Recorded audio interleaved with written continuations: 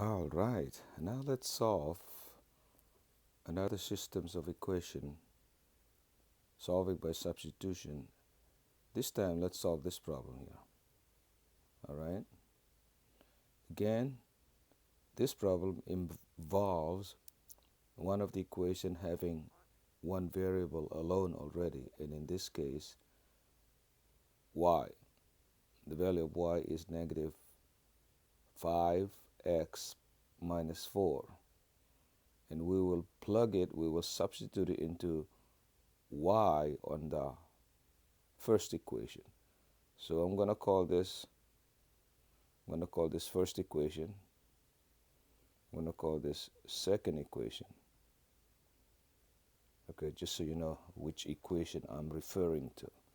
So now I will bring down equation number 2 here, okay, down negative 2x minus 4y. Oh, I know y from the first equation is negative 5. That's negative 5x minus 4. And I'm going to continue writing, okay, completing the equation number 1, first equation. All right, equals to negative 2. Let's check it again. Negative 4, okay, times y. Y is negative 5x minus 4. There you go. We got that right. So now we will simplify and solve. In this case, we will solve it for x because there's only one type of variable in the equation right now. It's only x. All right, so we're not doing anything with the first term, so we'll just copy it down, negative 2x. This we will have to distribute, negative 4. All right, so negative 4 times negative 5x is positive 20x, and negative 4 times negative 4 is positive 16, equals to negative 2. Combine like terms, we have negative 2x plus 20x.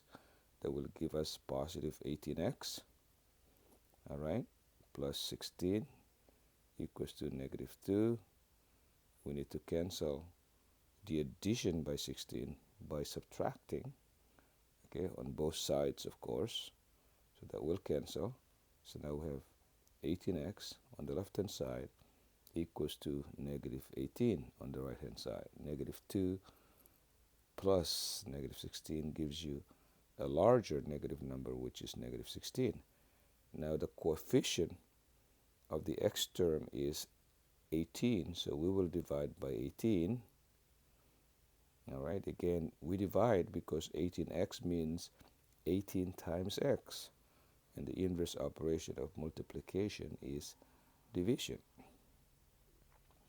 So we divide the right-hand side by 18 also.